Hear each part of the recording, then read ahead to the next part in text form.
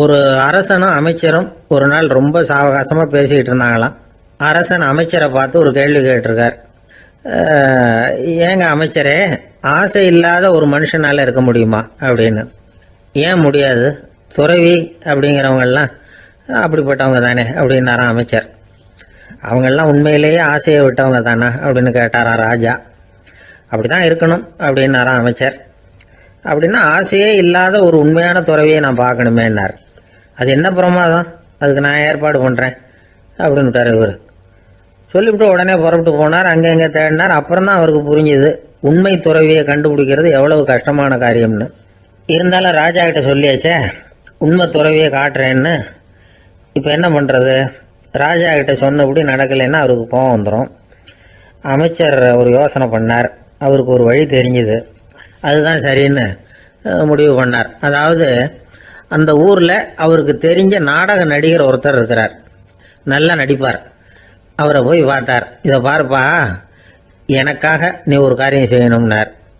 என்னன்னு கேட்டார் அவர். நீ ஒரு துறவி மாதிரி கொஞ்ச நேரத்துக்கு நடிக்கணும். ராஜா உன்னை பார்த்துட்டு போகிற வரைக்கும் நடி, அது போதும். அதுக்காக உனக்கு 10,000 ரூபா தரேன் அப்படின்னார். அவர் எந்த காலத்தில் இவ்வளவு பணத்தை மொத்தமாக பார்த்துருக்கார். அதனால் உடனே சரின்னு ஒத்துக்கிட்டார். அமைச்சர் அரண்மனைக்கு திரும்பி வந்தார். என்ன அமைச்சரே, இன்னுமா ஒரு உண்மையான துறவி கிடைக்கலன்னார்.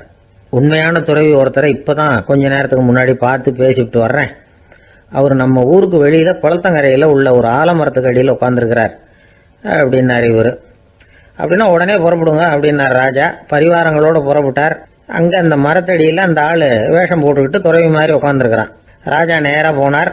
அந்த துறவி காலில் பொத்துன்னு விழுந்து வணங்கினார். உடனே ராணியும் அவர் காலில் விழுந்தாங்க. அடுத்தபடியாக அமைச்சர் விழுந்தார். அவருக்கு தெரியும் இது நம்ம ஆள் தான்னு. இருந்தாலும் என்ன பண்ணுறது, நேரம். அப்புறம் பரிவாரங்கள்லாம் துறவி காலில் விழுந்து ஆசீர்வாதம் வாங்கிட்டாங்க. ராஜா அப்புறமா தங்கத்தட்டில் பொண்ணையும் பொருளையும் வச்சு அந்த துறவிகிட்ட ரொம்ப பணிவாக நீட்டுறார். தாங்கள் தயவு பண்ணி இதை ஏற்றுக்கணும் அப்படின்னு வேண்டிக்கிட்டார். அந்த துறவி பற்று இல்லாமல் அதை பார்த்தார். எல்லாத்தையும் திறந்துட்ட எனக்கு இதெல்லாம் எதுக்காக அப்படின்னு சொல்லி அதை மறுத்துட்டாராம். ஆஹா, உண்மையான துறவியை பார்த்துட்டோம் அப்படிங்கிற ஆனந்தம் அரசருக்கு. ரொம்ப நிம்மதியாக திருப்தியாக திரும்பி வந்தார் அரண்மனைக்கு. அதுக்கப்புறம் அமைச்சர் யாருக்கும் தெரியாமல் அந்த துறவிகிட்ட ஓடினார். சொன்ன பிரகாரம் பணத்தை நீட்டினார். இந்தப்பா, நான் உங்ககிட்ட சொன்னபடி 10,000 ரூபா பணம் எடுத்துக்கோ அப்படின்னார். அந்த ஆள் ராஜா கிட்ட சொன்னது மாதிரியே எல்லாத்தையும் திறந்துவிட்ட எனக்கு இதெல்லாம் எதுக்காக வேணாம் அப்படின்னு விட்டாரான். நடித்த வரைக்கும் போதும்ப்பா, இனிமேல் இந்த நாடக வசனம்லாம் வேணாம், வேஷத்தை கலைச்சிரு, பணத்தை வாங்கிக்கோன்னார். இல்லைங்க, இது வேஷம் இல்லை, இது வசனமும் இல்லை, இது உண்மை. கொஞ்ச நேரம் துறவி மாதிரி நடித்ததுக்கே இந்த தேசத்து ராஜா, ராணி, அமைச்சர், பரிவாரங்கள் எல்லாம் என் காலில் விழுந்து வணங்குறாங்க. அப்படின்னா உண்மையான துறவியாக இருக்கிறது எவ்வளவு பெருமையான விஷயம். நான் உண்மையான துறவியாக ஆக போகிறேன், அப்படி முடிவும் பண்ணிட்டேன் அப்படின்னார் அந்த நடிகர். வேஷம் கூட எப்படிப்பட்ட விளைவுகளை உண்டு பண்ணுது பார்த்தீங்களா. நம்மால் ஒருத்தன் ரொம்ப வசதியாக தான் இருந்தான். ஒரு நாள் அவன் சொத்து பூரா திருட்டு போட்டுது. அதுக்கப்புறம் இவன் துறவி மாதிரி ஆயிட்டான். ஊர் ஊராக சுற்றினான். ஒரு குருநாதரை தேடி கண்டுபிடிச்சான். அவர்கிட்ட சீடனாக சேர்ந்துக்கிட்டான். அவனை பார்த்து ஒருத்தர் கேட்டார், நீ உண்மையான சீடன் தானான்னு. இல்லைங்க, சீடன் மாதிரி நடிச்சுக்கிட்டு இருக்கிறேன் அப்படின்னா. அது குரு துரோகம் இல்லையா அப்படின்னு கேட்டார் அவர். இல்லைங்க, நான் பண்ணது குரு துரோகம் இல்லை, என் குரு பண்ணது தான் துரோகம். என்னுடைய பணத்தை கொள்ளையடிச்சது இவர் தான். அதை எங்கே வச்சிருக்காருன்னு கண்டுபிடிக்கிறதுக்காக தான் இவர்கிட்ட சீடனா சேர்ந்துருக்கிறேன் அப்படின்னானா. ஒருத்தர் ரொம்ப அவசரமாக வந்தார். சார், மனுஷன் நிம்மதியாக இருக்கிறதுக்கு என்ன வழின்னு கேட்டார். சீக்கிரமாக ஒரு கல்யாணத்தை பண்ணீங்க, எல்லாம் சரியாக போடும் அப்படின்னோம். அவர் ஒரு மாதிரியாக பார்த்தார். ஏற்கனவே எனக்கு கல்யாணம் ஆயிட்டுது சார், அதனால தானே நிம்மதியாக இருக்கிறதுக்கு வழி கேட்குறேன் அப்படின்னார். சரி, இவர் ஒரு மாதிரியான கேஸ் அப்படின்னு நினச்சிக்கிட்டு நம்மகிட்ட இருந்த ஒரு சின்ன புத்தகத்தை அவர்கிட்ட தூக்கி கொடுத்தோம். இதை படித்து பாருங்கன்னு. கல்யாணத்துக்கு பிறகும் சந்தோஷமாக இருக்கிறதுக்கு என்ன வழி அப்படிங்கிற கேள்விக்கு அந்த புத்தகத்தில் விளக்கம் இருந்தது. கணவன் மனைவிக்குள்ள சிக்கல் வராமல் இருக்கிறதுக்கு அதில் சில வழிகளை சொல்லி கொடுத்துருக்குறாங்க. அதெல்லாம் என்னென்ன அப்படிங்கிறத இப்போ பார்க்கலாமா. குடும்பம்னு இருந்தால் கோபம் வரதான் செய்யும். அது வந்துட்டு போட்டும் பரவாயில்ல. ஆனால் அந்த கோபம் ஒரே நேரத்தில் 2 பேருக்கும் வந்துடாமல் பார்த்துக்கணும். ஒரு சமயத்தில் யாராவது ஒருத்தர் தான் கோபப்படணும், அடுத்தவங்க அமைதியாக இருக்கணும். அதுக்கப்புறம் இவர் அமைதியான உடனே அவங்க ஆரம்பிச்சிக்கலாம். கோபமாக ஏதாவது சொன்னால் உடனே கோபமாக பதில் சொல்லக்கூடாது. கொஞ்சம் பொறுத்து கோபம் தீர்ந்த உடனே அந்த பதிலை சொல்லலாம். அப்போ பதில் கோபமாக இருந்தால் கூட அது அவ்வளோ பெருசாக தெரியாது. அற்ப விஷயத்துக்கெல்லாம் காய்ச்சி மூச்சுன்னு கத்திட்டு இருக்கக்கூடாது. உங்கள் 2 பேருக்குள்ள ஒரு தர்க்கம் ஆரம்பமாயிட்டுதுன்னு வச்சுக்கோங்க. கடுமையாக 2 பேரும் விவாதம் பண்ணுறீங்க. உங்களில் ஒருத்தர் இதில் ஜெயிக்கணும்னா அது நீங்களாக இருக்க வேணாம், அடுத்தவங்க ஜெயிக்கிறதுக்கு நீங்கள் துணையாக இருங்களேன். அப்படின்னா நீங்கள் கொஞ்சம் விட்டு கொடுக்கணும், அவ்வளவுதான். ஏதாவது குத்தம் சொல்லணுமா, செஞ்ச தப்பை சுட்டி காட்டணுமா, விமர்சனம் பண்ணணுமா, பண்ணுங்க, வேணான்னு சொல்லலை. ஆனால் சொன்னதை அப்படி சொல்கிறத கொஞ்சம் அன்பாக இதமாக சொல்லுங்க. எப்போ நடந்த தவறுகளை எல்லாம் இப்போ போய் மறுபடியும் ஞாபகப்படுத்திட்டு இருக்க வேண்டாம். நான் அப்போவே சொன்னேன் இந்த புடவை வேணாம்னு, நீங்கள் தான் கேட்கல, இப்போ பாருங்கள் கிழிஞ்சு போச்சு இப்படின்னு கத்துனாங்க ஒரு அம்மா. எப்போ சொன்னீங்கன்னு கேட்டால் ஒரு 10 வருஷத்துக்கு முன்னாடி தீபாவளி சமயத்தில் அப்படிங்கிறாங்க. அது என்ன இன்னும் அப்படியே புதுசாகவே இருக்கும்? உங்களுக்கு அவர் தான் பெருசு, அவருக்கு நீங்கள் தான் பெருசு. அதை விட இந்த உலகத்தில் வேற எதுவும் முக்கியம் இல்லைன்னு நினைக்கணும். நீ தான் என்னுடைய உலகம்னு எத்தனை தடவை சொல்லியிருப்பீங்க? அதெல்லாம் வெறும் வசனமாக போயிடக்கூடாது. ஏதாவது ஒரு பிரச்சனையை பற்றி கடுமையாக விவாதம் பண்ணிக்கிட்டு இருக்கீங்க, அதை அப்படியே பாதியில் விட்டுட்டு படுக்கைக்கு போயிடக்கூடாது. சொச்சத்தை நாளைக்கு பேசிக்கலாம்னு. அப்படி போனால் தூக்கம் வராது. பிரச்சனையை ஒரு முடிவு பண்ணிக்கிட்டு அதுக்கப்புறமா தூங்க போகணும். ஒரு நாளில் ஒரு தடவையாவது உங்கள் ஜோடியை பாராட்டி நல்ல விதமாக கனிவாக ஒரு வார்த்தை சொல்லணும் அப்படின்னு தீர்மானம் பண்ணீங்க. ஏதாவது தப்பு பண்ணிவிட்டீங்கன்னா பரவாயில்ல, அதை ஒத்துக்கிறதுக்கும் மன்னிப்பு கேட்கறதுக்கும் தயாராக இருக்கணும். அது ஒன்றும் கேவலம் கிடையாது. வீட்டுக்குள்ளே தானே கேட்க போகிறீங்க, வெளியில் யாருக்கு தெரிய போகுதோ? எப்படியோ உங்களுக்குள்ள ஒரு சமரசம் ஆனால் சார் தான். ஒரு தகராறுன்னு எடுத்துக்கிட்டா குறைஞ்சபட்சம் அதுக்கு 2 பேர் தேவை. தனியாகவே உட்காந்துக்கிட்டு நான் இப்போ தகராறு பண்ணிகிட்டு இருக்கிறேன் அப்படின்னு யாரும் சொல்ல முடியாது. 2 பேர் தகராறு பண்ணுறாங்கன்னா பொதுவாக அந்த 2 பேரில் யார் அதிகமாக பேசுகிறாங்களோ அவங்க பேரில் தான் தப்பு இருக்கும். அதை மனசில் வச்சுக்கணும். இதெல்லாம் தான் அந்த புத்தகத்தில் போட்டிருக்கிற வழிமுறைகள். இவ்வளவும் சரியாக வரலைன்னா அப்புறமா சொல்லுங்கள், வேற புத்தகம் ஏதாவது இருக்கான்னு தேடுவோம். ஒரு கணவன் தன்னுடைய மனைவியை அழைச்சிட்டு ஒரு மனோதத்துவ டாக்டர்கிட்ட வந்தாரா. டாக்டர், எங்களுக்கு கல்யாணம் ஆகி 30 வருஷ காலமாக நாங்கள் ஒரு விஷயத்தில் கூட ஒத்து போனதில்லை அப்படின்னு ஆரம்பித்தார். உடனே அந்த அம்மா குறுக்கிட்டு, அது 30 வருஷம் இல்லை 32 வருஷம் அப்படின்னாங்களாம். சில பேரை இப்படி சொல்கிறது உண்டு. அடுத்தவங்களை அனுசரித்து நடந்துக்க தெரியல, அவன் என்ன சார் மனுஷன் அப்படிம்பாங்க. சக மனிதர்களோட எப்படி பழகிறது அப்படின்னு தெரியாததுனாலேயே பல பேர் இன்னைக்கு சங்கடப்பட்டுக்கிட்டு இருக்கிறாங்க. வசதி வாய்ப்பெல்லாம் சரியாக இருக்கும், ஆனால் வாழ்க்கை சரியாக இருக்காது. இன்னொருத்தர்கிட்ட எப்படி பேசுறது பழகிறதுங்கிறது தெரியாததுனால தான் இந்த அவஸ்தை. சரி, இந்த அவஸ்தை இல்லாமல் வாழறது எப்படி? இதுக்கு அனுபவசாலிகள் சில வழிமுறைகளை சொல்கிறாங்க. அதெல்லாம் என்னென்னங்கிறத இப்போ தெரிஞ்சுக்குவோம். முதல்ல நம்ம நாக்கு நம்ம கண்ட்ரோலில் இருக்கணும். வார்த்தைகளை கொட்டி விட்டு அதுக்கப்புறம் அள்ள முடியாமல் கிடந்து கஷ்டப்படக்கூடாது. எப்படி பேசுகிறோங்கிறதும் முக்கியம், பேசுகிறப்ப எப்படி முகத்தை வச்சிருக்கிறோங்கிறதும் முக்கியம். அன்பாக பேசினாலும் நல்லா இருக்கும். அப்படி பேசுகிறப்ப ஆதரவாக அவர் தோள் மேலே ஒரு கையை போட்டுக்கிட்டு பேசினா இன்னமும் நல்லா இருக்கும். 2வது விஷயம், இன்னொருத்தர்கிட்ட பேசுகிறப்போ வாக்குறுதிகளை அள்ளி வீசக்கூடாது. கொடுக்குற வாக்குறுதி குறைச்சலாக இருக்கணும். அப்படி கொடுத்த வாக்குறுதியை கண்டிப்பாக நிறைவேற்றணும். நாம் ஒருத்தரை பாராட்டுறோம் அல்லது அவரை பற்றி அபிப்பிராயம் சொல்கிறோம்னா அது ஆக்கப்பூர்வமாக இருக்கணும். நம்ம பாராட்டு அல்லது விமர்சனம் அடுத்தவருடைய முன்னேற்றத்துக்கு உதவுறது மாதிரி இருக்கணும். நாம் சொல்கிறத கேட்டுட்டு அவன் தலையில் கையை வச்சுட்டு உட்காந்துடக்கூடாது. எப்பவும் உற்சாகமாக இருக்கணும், முகம் மலர்ச்சியாக இருக்கணும். மனுஷன் இருந்தால் வருத்தம், கவலை, ஏமாற்றம் எல்லாம் இருக்க தான் செய்யும். அதெல்லாம் மனசில் இருக்கட்டும். அந்த வருத்தமும் கவலையும் ஏமாற்றமும் சேர்ந்துக்கிட்டு நம்ம முகத்தில் இருக்கிற மலர்ச்சியை மூடி மறைக்கிறதுக்கு நாம் இடம் கொடுத்துடக்கூடாது. எந்த விஷயத்தை பற்றி யாருக்கிட்ட பேசினாலும் வெளிப்படையாக பேசணும், திறந்த மனசோட பேசணும். மூடி மறைச்சி முன்னு மூங்கிக்கிட்டு இருக்கக்கூடாது. இன்னொருத்தர்கிட்ட பேசுகிறப்போ விவாதம் பண்ணுங்க, அது தப்பு இல்லை. ஆனால் வாதாடிக்கிட்டு இருக்கக்கூடாது. அதாவது என்ன சொல்கிறாங்கன்னா, டிஸ்கஸ் பண்ணலாம், ஆர்கியூ பண்ணக்கூடாதான். நம்மக்கிட்ட இருக்கிற நல்ல குணங்களை நாம் எடுத்து சொல்லிகிட்டு இருக்கக்கூடாது. அந்த நல்ல குணங்களே நம்மளை பற்றி எடுத்து சொல்லணும். அது மாதிரி நடந்துக்கணும். அதே மாதிரி அடுத்தவங்க கிட்ட உள்ள கெட்ட குணங்களை பற்றி அவசியம் இல்லாமல் நாம் பேச வேண்டியதில்லை. உங்களை பற்றி யாராவது தப்பாக பேசுகிறாங்களா, அப்படி அவங்க பேசுகிறதுல உண்மை இல்லையா அப்படின்னா அதை நீங்கள் பொருட்படுத்த வேண்டியதில்லை, விட்டுடலாம். அது தானாக போயிடும். ஒரு 4-5 பேரோட பேசிக்கிட்டு இருந்தீங்கன்னா எல்லாருக்கும் முக்கியத்துவம் கொடுங்க, யாரையும் அலட்சியப்படுத்தாதீங்க. தமாஷா பேசலாம், ஆனால் அவங்க தமாஷ் அடுத்தவங்களை கேலி பண்ணுறதா இருக்கக்கூடாது. நமக்கு கிடைக்க வேண்டியது கிடைக்கலையே அப்படிங்கிற தவிப்பு நம்மக்கிட்ட இருக்கக்கூடாது. அது தேவையில்லை. உங்கள் செயல்பாடுகள் தெளிவாக இருக்கட்டும், பாராட்டு தானாக அவங்கள தேடிட்டு வரும். இன்னொரு மனுஷனுடைய மனசில் கௌரவமான ஒரு இடத்த பிடிக்கணும்னா நாம் இந்த குணத்தை எல்லாம் நம்மகிட்ட வளர்த்துக்கணும். இதெல்லாம் அனுபவசாலிகள் சொல்லியிருக்கிற குறிப்புகள். இந்த குறிப்புகளை சரியாக புரிஞ்சுக்கணும், அது முக்கியம். தப்பாக புரிஞ்சுக்கிட்டா என்ன ஆகும் தெரியுமா? இதை கேளுங்க. ஒருத்தர் வந்தார், சார் அடுத்தவங்க தோள் மேலே கையை போட்டுக்கிட்டு அன்பாக பேசணும்னு சொன்னீங்க, அப்படி தான் பேசினேன். அவர் முதுகை கூட தட்டி கொடுத்தேன், என் வேலை போயிட்டுது சார், வீட்டுக்கு அனுப்பிச்சிட்டாங்க அப்படின்னார். யாருக்கிட்ட அப்படி பேசுனீங்கன்னு கேட்டோம். என் முதலாளிகிட்ட சார் அப்படிங்கிறார் ரொம்ப சோகமா. ஒரு ஊர்ல ஒரு குரு இருந்தார், ஜென் குரு. அவரை தேடிட்டு ஒரு மன்னர் வந்தார். வந்தவர் ஜப்பான் மன்னர். தோட்டக்கலையை பற்றி தெரிஞ்சுட்டு போகிறதுக்காக அவர் வந்தார். எப்படி தோட்டம் அமைக்கிறது அப்படிங்கிறத பற்றி அந்த குரு விவரமாக சொல்லி கொடுத்தாரு. ஒரு நாள் 2 நாள் இல்லை, 3 வருஷம் கற்றுக் கொடுத்தார். அதுக்கப்புறம் சொன்னார், நான் கற்றுக் கொடுத்துட்டேன், இனிமேல் நீங்கள் போகலாம், போய் தோட்டம் அமைக்கலாம், அதுதான் உங்களுக்கு பரிசை. தோட்டம் அமைச்ச பிறகு சொல்லி அனுப்புங்க, நான் வந்து பார்க்குறேன். நீங்கள் இங்கே என்னவெல்லாம் கற்றுக்கிட்டீங்களோ அதையெல்லாம் அங்கே செயல்முறையில் செஞ்சு காட்டுங்க அப்படின்னு சொல்லி அனுப்பி வச்சார். மன்னர் போனார். அரண்மனைக்கு பக்கத்திலே ஒரு பெரிய தோட்டத்தை உண்டு பண்ணினார்.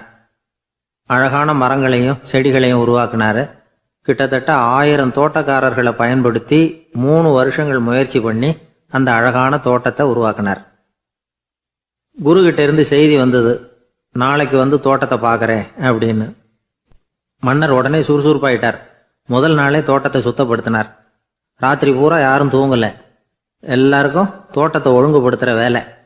அது அந்தந்த இடத்துல ஒழுங்காக இருக்குதா அப்படின்னு சரி பார்த்தாங்க. ஒரு தவறும் இல்லாத வகையில் அதை ஒழுங்குபடுத்தினாங்க.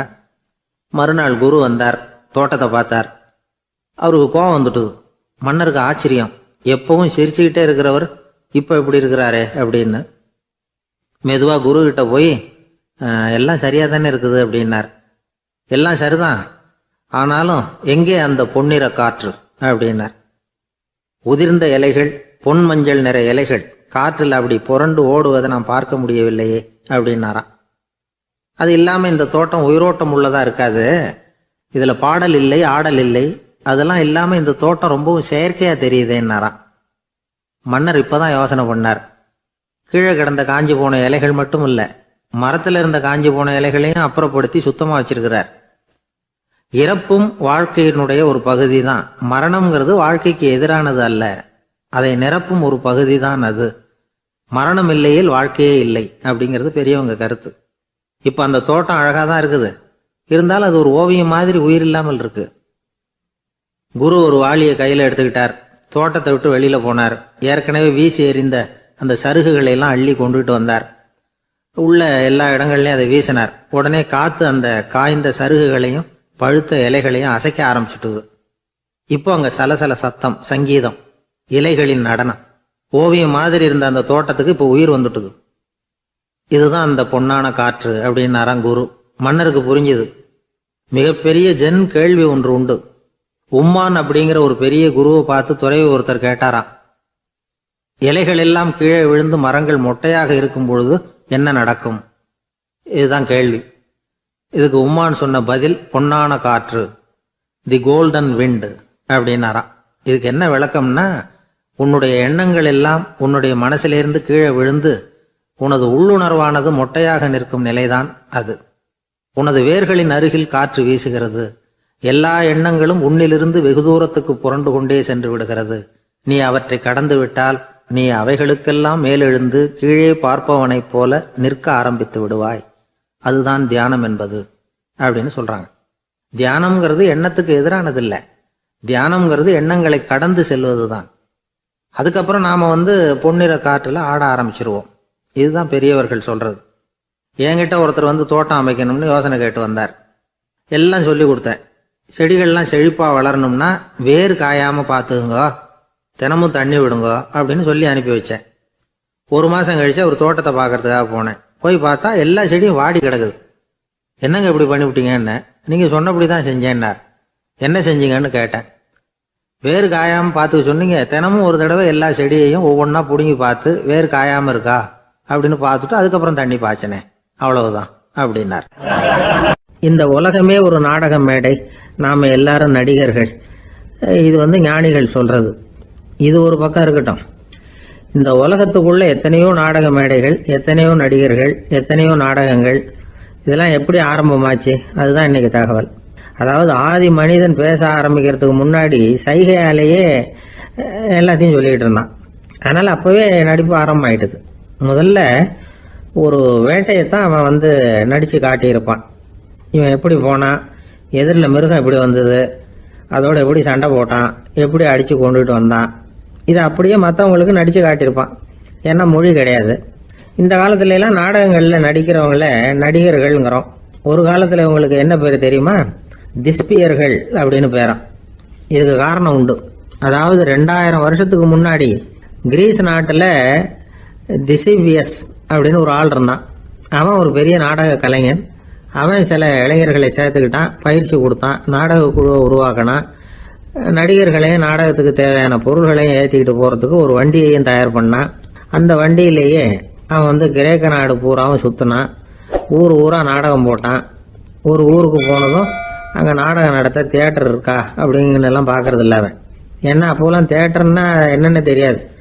நாடகம்னா அது ஒரு மூடிய கொட்டைக்குள்ளே தான் நடத்தணுங்கிறது அப்போ யாருக்குமே தோணலை.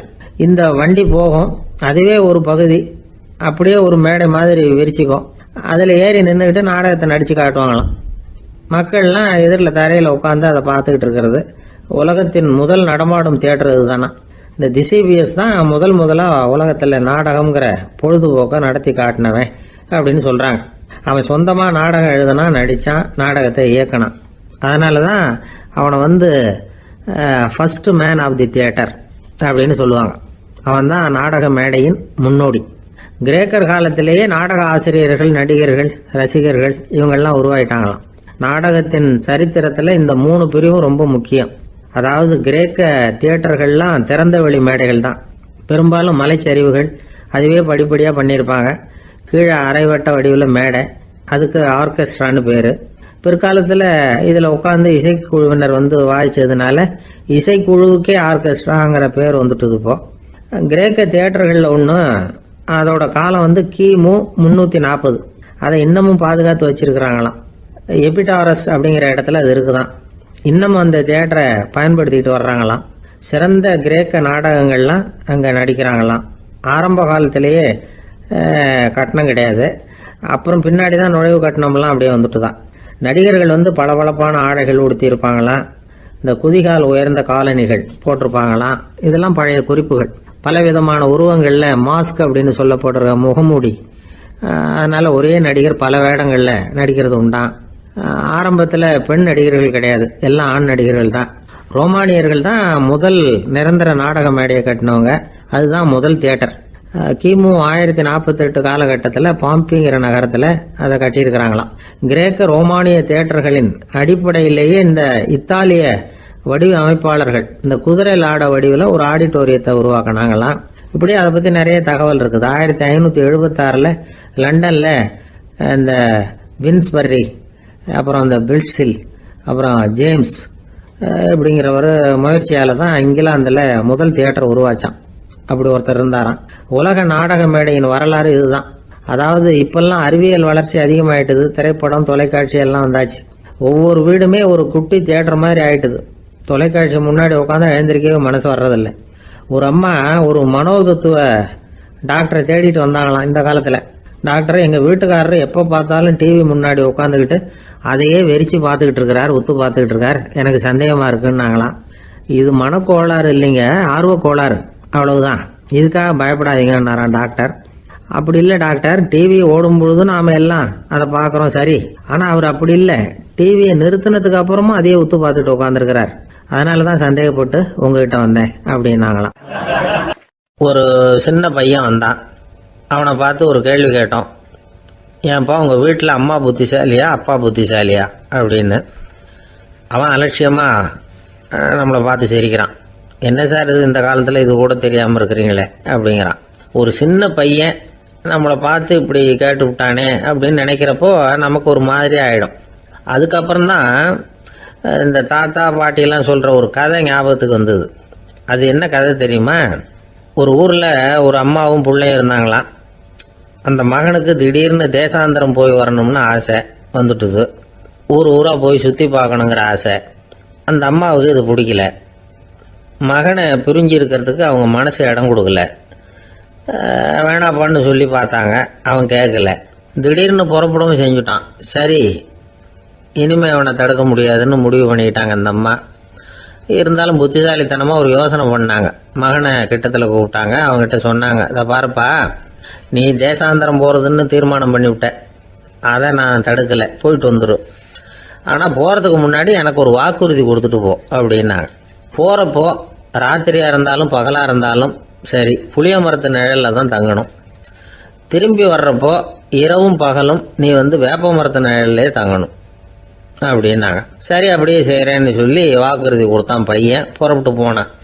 போகிற வழியில் புளிய மரத்து நிழல்லே தங்கினான், தூங்கினான். அப்படி போய்கிட்டே இருந்தான். 7வது நாள் அவன் உடம்பு சுகமில்லாமல் போயிட்டுது. ரொம்பவும் பலவீனமாயிட்டான். இனிமேல் நடக்க முடியாதுங்கிற நிலைமை வந்துட்டுது. யோசிச்சு பார்த்தான். சரி, இதுக்கு மேலே போக வேண்டாம் அப்படின்னு முடிவு பண்ணிட்டு திரும்பி வர ஆரம்பிச்சிட்டான். திரும்பி வர்றப்போ வழியில் வேப்ப மரத்து நிழல்லையே தங்கி வந்தான். நாளுக்கு நாள் உடம்பு சரியாக வந்துட்டுது. 7வது நாள் வீட்டுக்கு சேர்றான். உடம்பு பழையபடியே கலகலப்பாயிட்டுது. பூரண சுகம். தேசாந்திரம் போன பையன் திரும்பி வந்துட்டானே அப்படின்னு அந்த அம்மா ஆச்சரியப்படலை. ஏன்னா அவங்களுக்கு தெரியும் இப்படி ஆகும்னு. பையன் சீக்கிரமாக திரும்பி வரணுங்கிறதுக்காக தான் அவங்க அந்த யோசனையை சொன்னாங்க. என்ன விஷயங்கிறதையும் அவங்களே சொன்னாங்க. மகனே, புளிய மரத்து நிழல் உடம்புக்கு உஷ்ணத்தை கொடுக்கும், சீக்கம் உண்டாக்கும். அதனால் நீ தொடர்ந்து புளிய மரத்து நிழலில் தங்கினாவே நோய்க்கு ஆளாயிட்ட. அதனால் பயணத்தை முடிச்சுக்கிட்டு திரும்பி வரணுங்கிற முடிவுக்கு வந்துட்ட. திரும்பி வர்றப்போ நீ தங்கினது வேப்ப மரத்து நிழல். அது உடம்புக்கு குளிர்ச்சியை தரக்கூடியது, நோயை தீர்க்கக்கூடியது. அதனால் சுகமாக வீட்டுக்கு சேர்ந்துட்ட. உன்னோட தேசாந்திர பயணத்தை தடுக்கிறதுக்காக தான் இப்படி பண்ணினேன் அப்படின்னாங்களாம் அந்த அம்மா. பார்த்தீங்களா அம்மாவோட புத்திசாலித்தனத்தை? அப்பாவாக இருந்தால் இப்படியா பண்ணுவார்? ஒரு அப்பா பையன்கிட்ட 10 ரூபா கொடுத்து இதை எடுத்துக்கிட்டு அடுத்த ஊருக்கு போய் அங்கே இருக்கிற மாமா கிட்ட இதை கொடுத்துட்டு வாடா, வழியில் எங்கேயாவது மரத்தடியில் படுத்து தூங்கி விடாதே அப்படின்னு எச்சரிக்கை பண்ணி அனுப்புனாராம். பையனுக்கு எச்சரிக்கையாக வாழறது எப்படிங்கிறத கற்றுக் கொடுக்கறதுக்காக இப்படி பண்ணார். அவன் பணத்தை வாங்கிக்கிட்டு போனான். அப்பா சொன்னதை மறந்துட்டு ஒரு மரத்தடியில் படுத்து தூங்கிட்டான். அவனுக்கு தெரியாமல் அவன் பின்னாடியே போன அப்பா அவன் கையில் இருந்த அந்த 10 ரூபாயை நைஸாக எடுத்துகிட்டு வந்துட்டார்.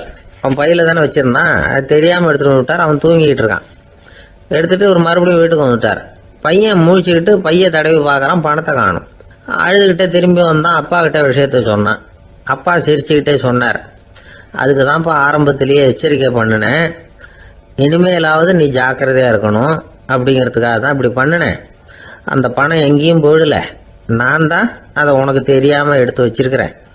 இதோ பாரு அப்படின்னு சொல்லிக்கிட்டு சைடு பாக்கெட்டில் கையை விட்டா அது ஓட்டையாக இருக்குது. அதை எவனோ ஏற்கனவே கத்திரிச்சு எடுத்துகிட்டு போயிட்டான். இப்போ அப்பா முகத்தில் அசடு வழிஞ்சுதான். ஒரு ஆள் இருந்தான், நிறைய பணம் சம்பாதிச்சான். ஆனால் செலவு பண்ண மனசு வரல, கருமி.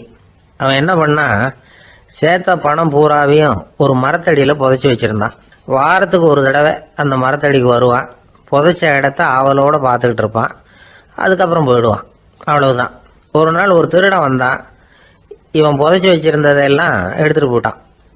இது தெரிஞ்சு போச்சு. அந்த கருமி புலம்ப ஆரம்பிச்சிட்டான். இவன் புலம்பலை கேட்டதும் அக்கம் பக்கத்தில் இருந்தவங்கெல்லாம் ஓடி வந்தாங்க. என்ன விஷயம்னு விசாரித்தாங்க. இவன் சொன்னான்.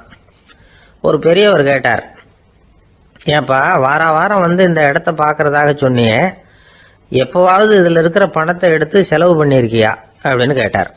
நான் அப்பப்போ அதை பார்க்கறது தான் வழக்கம், அதை தொட்டதே இல்லைன்னு அவன்.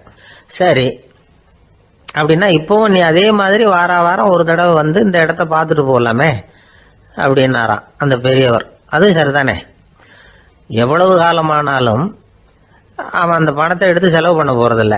அப்படி இருக்கிறப்ப உள்ளே பணம் இருந்தாலும் ஒன்று தான், இல்லாமல் போனாலும் ஒன்று தான். இதிலிருந்து என்ன புரியுதுன்னா, ஒருத்தர்கிட்ட இருக்கிற பணத்தை கொண்டு அவர் பணக்காரரா ஏழையா அப்படின்னு முடிவு செய்கிறது சரியில்லை. அந்த செல்வத்தை அனுபவிக்கிற திறன், பயன்படுத்துகிற திறன், அதை வச்சு தான் அவர் ஏழையா பணக்காரரா அப்படிங்கிறத நிர்ணயம் பண்ணணும். அதுதான் சரி. செலவு பண்ண தெரியாதவன் சேகரம் பண்ணிகிட்டே இருக்கிறதுனால என்ன பிரயோஜனம்? தலைமுடியே இல்லாதவன் தாராளமாக சீப்புகளை வாங்கி சேகரம் பண்ணுறது மாதிரி தானே இது. சில சமயம் செலவு பண்ண நாம் தயாராக இருந்தால் கூட அந்த செல்வம் நமக்கு பயன்படுறதில்ல. அரேபியாவில் ஒரு நகை வியாபாரி விலை உயர்ந்த முத்துக்களை எல்லாம் அவர் வச்சு வியாபாரம் பண்ணிகிட்டு இருந்தார். அவர் ஒரு சமயம் ஒரு பாலைவனம் வழியாக போயிட்டு இருக்கிறார் ஒட்டகத்தில். அப்போ திடீர்னு கடுமையான புயல் வீச ஆரம்பிச்சுட்டுது. திசை தவறி இவர் எங்கேயோ வந்துட்டார். கூட வந்தவங்களையும் காணல, எங்கே போனாங்களோ தெரியல.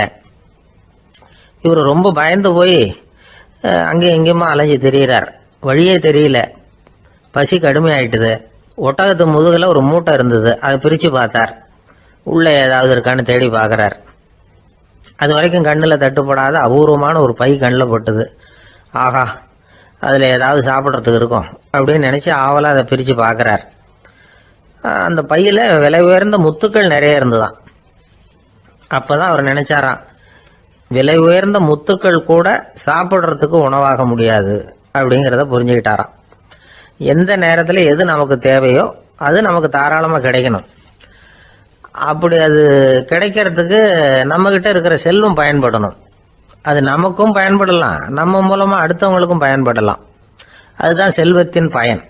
ஒரு மரத்தடியில் ஒருத்தன் உட்காந்து அழுதுகிட்டு இருந்தான். அந்த பக்கமாக வந்த இன்னொருத்தன் ஏப்பா அழுதுகிட்டு இருக்கிறேன்னு கேட்டான். இந்த இடத்துல தான் பூமிக்கு அடியில் பணம் இருக்குது, புதைச்ச இடம் தெரியல, அதான் அழறேன் அப்படின்னா. நல்லா ஞாபகப்படுத்தி பாரு, எந்த இடத்துல புதைச்ச அப்படின்னு கேட்டான் இவன். அது எப்படி எனக்கு தெரியும், புதைச்சி வச்சிருக்கிறவன் நான் இல்லையே, எங்கள் எழுத்து வீட்டுக்காரன் அப்படின்னானா இவன். அந்த ஆள் என்னை கண்ணா பண்ணான்னு திட்டி விட்டான் சார், அதை நினச்சா எனக்கு ரொம்ப வருத்தமாக இருக்குது அப்படின்னு சொல்லி கவலைப்பட்டார் ஒருத்தர். இதில் கவலைப்படுறதுக்கு என்ன இருக்குது அப்படின்னார் ஒரு பெரியவர். அவர் ஒரு மகான். என்ன சார் இப்படி சொல்கிறீங்க, ஒருத்தர் நம்ம பார்த்து திட்டுனா வருத்தமாக இருக்காதா அப்படின்னார். அது எப்படி வருத்தமாக இருக்கும், திட்டுறதுங்கிறது என்ன, அது வெறும் சத்தம் தானே அப்படின்னார் அந்த பெரியவர். நம்ம ஆளுக்கு தலையை பிச்சுக்கலாம் போல இருந்தது. இருக்காது அப்படின்னா நமக்கு அப்படி தானே தோணுது. அந்த பெரியவர் சொல்கிறது ரொம்ப பெரிய விஷயம்.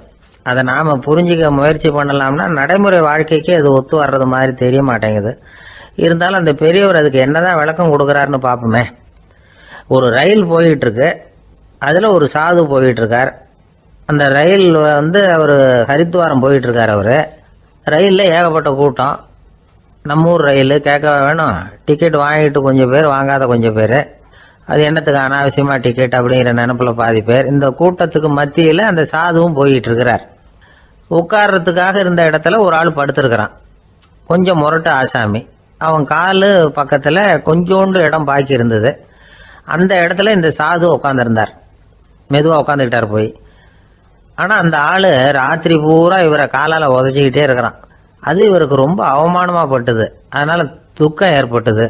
இருந்தாலும் அதை ஒரு மாதிரியாக சகிச்சுக்கிட்டே இவர் வந்து சேர்ந்தார். பொழுது விடிஞ்சது. அந்த சாது ஹரித்வார் வந்து சேர்ந்தார். அங்கே ஒரு பெரிய ஞானியை சந்தித்தார். ராத்திரி ரயிலில் அந்த ஆள் உதைச்சதையும் அதனால் தனக்கு ஏற்பட்ட துக்கத்தையும் இந்த சாது அந்த ஞானிகிட்ட சொன்னார். சொல்லிவிட்டு, ஏன் சுவாமி, எனக்கு துக்கம் ஏற்பட்டதே அது தப்பா அப்படின்னு கேட்டார். தவறு தான்னார் அந்த ஞானி. உனக்கு இன்னமும் தேக அபிமானம் போகலைங்கிறது தான் அது காட்டுது. அஷ்டாவக்கிரர் என்ன சொல்றார் தெரியுமா, உண்மையான ஞானி யாராவது தன்னை வந்தனை செய்தால் அதற்காக சந்தோஷப்பட மாட்டார், யாராவது நிந்தனை செய்தால் அதற்காக வருத்தப்பட மாட்டார் அப்படின்னு சொல்றார். நிந்தனைங்கிறது ஒரு ஒலி தான். தேகாபிமானம் இருக்கிற வரைக்கும் இந்த ஒலி நம்மளை வேதனைப்படுத்தும். நான் தேகம் இல்லை, ஆத்மா அப்படிங்கிற நினைவு இருந்தா இந்த ஒலி நம்மளை பாதிக்காது. மனு என்ன சொல்றார் தெரியுமா, ஒரு சாதகன் பாராட்டுதலை விஷம்னு நினைச்சு பயப்படணும், அவமானத்தை அமிர்தம்னு நினைச்சு சந்தோஷப்படணுங்கிறார். அவமானப்பட்டா கவலைப்படாமல் எப்படி இருக்க முடியும் அப்படின்னு தான் நமக்கு தோணும். அதனால தான் நம்மள யாரும் இதுக்கு உதாரணமாக யாரையும் காட்ட முடியல. புத்தரையும் கபீரையும் உதாரணமாக காட்டுறாங்க. அவங்களுக்கெல்லாம் அவமானம் ஏற்பட்டப்போ கவலையே படலையாம். புத்தரை அவமானப்படுத்தணுங்கிறதுக்காக கௌசாம்பி ராணி ஒரு இளம் பெண்ணை கொலை பண்ணி சடலத்தை புத்தர் குடிசைக்கு முன்னாடி போட சொன்னார். போட்டாங்க. புத்தர் தான் அந்த பொண்ணை கெடுத்து கொலை பண்ணி விட்டாருன்னு எல்லாரும் நினைச்சாங்க. ஆனால் புத்தர் இதை பற்றி கவலையே படலை. அப்புறமா உண்மை தெரிஞ்சதும் புத்தர் புகழ் இன்னும் அதிகமாயிட்டது. ஒரு பெரிய சபையில் ஒரு மோசமான பொண்ணு நுழைஞ்சி தனக்கும் கபீருக்கும் சம்பந்தம் உண்டுன்னு சொன்னான். கபீர் கவலைப்படலை. அவங்க மாதிரியெல்லாம் நாமளும் இருக்க கற்றுக்கணும். நிந்தனை, அபகீர்த்தி, அவமானம் எல்லாம் ஆண்டவன் கொடுக்கிற பிரசாதம்னு நினைக்கணும் அப்படின்னு சொல்றார் அந்த ஞானி. இதை கேட்ட இந்த காலத்து ஆசாமி ஒருத்தர், நான் கூட அப்படிதான் சார், யாராவது அவமானப்படுத்தினா கவலைப்பட மாட்டேன். நேற்று கூட ஒருத்தர் என்ன பலார்னு அரைஞ்சுட்டார், நான் கொஞ்சம் கூட கவலைப்படலை, பேசாமல் வந்துட்டேன்னார். ஏன் அப்படி வந்துட்டீங்க அப்படின்னு. அவர் அரைஞ்சதுலேயும் ஒரு அர்த்தம் இருந்தது, அதனால தான் அப்படி வந்துட்டேன்னார். ஏன் அரைஞ்சாருன்னு கேட்டேன். 10 வருஷத்துக்கு முன்னாடி 15 ரூபா அவர்கிட்ட கடன் வாங்கினேன், அதை கேட்டு கேட்டு பார்த்துட்டு கடைசியாக தான் அரைஞ்சார் அப்படின்னார்.